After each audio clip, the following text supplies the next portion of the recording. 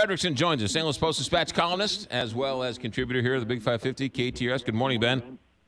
Good morning. How's it going? Good. So is Mo done dealing, or is there somebody else on the horizon you want?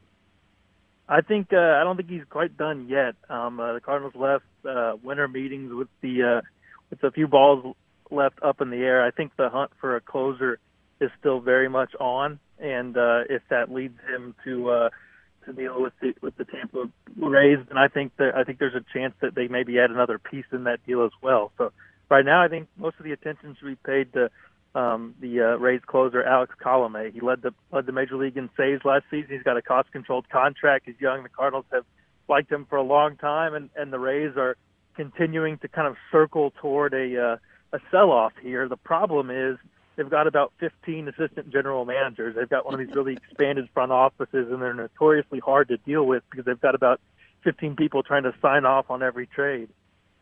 What are the Cubs doing? The Cubs have been awful quiet, haven't they?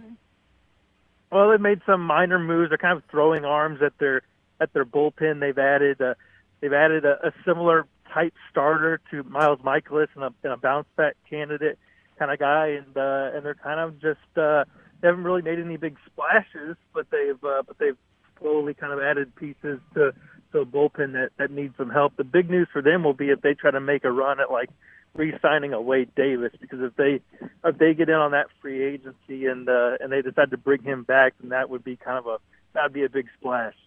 And then I guess the big names now after Stan's gone is Moustakas, Hosmer. Anybody else out there that's of note? Yeah, J.D. Martinez. He's everybody thinks he's going to wind up in Boston, and then the free agents are really going to start to move here. Jake Arrieta, starting pitching. Yu Darvish, those guys are going to come off the board at some point. Really, the trade kind of held up the free agent market, and now that some of that is settled, I think we're going to see some free agents starting to go, and almost all of them are represented by Scott Boras, who's known to drive big deals and not settle for not very much money. So it could be a fascinating free agency movement late here in the off season. All right. What do you make of the Carolina Panthers owner selling to the team? You think any billionaires around here can step up, buy the team, and move it to St. Louis? Man, yeah, I doubt it.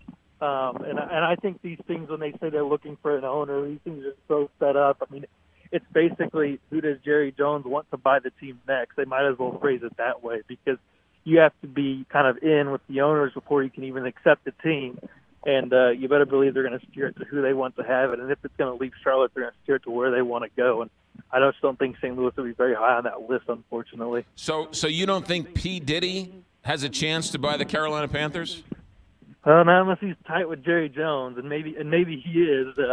I wouldn't know, but these things are so rigged, man. I mean, we learned how the NFL operates when they left town, and it's not as if there's an open bidding process for owners who want to buy a team who can afford to buy a team. You have to be a part of their club. You have to be anointed by the powerful owners, or else you don't stand a chance. And if you try to go against those guys, as St. Louis did, as some of the few owners did to try to keep the Rams in St. Louis, then you're going to be blackballed pretty quickly. Yeah. The Carolina Panthers are worth $2.3 billion, and if that's the case, what are the Cardinals worth? Well, I mean, NFL franchises are worth a lot of money. They just kind of print paper, even with the problems facing the league. But also too, and this, nobody likes this answer, but those Forbes evaluations, they're off, man. I mean, sometimes they are way off.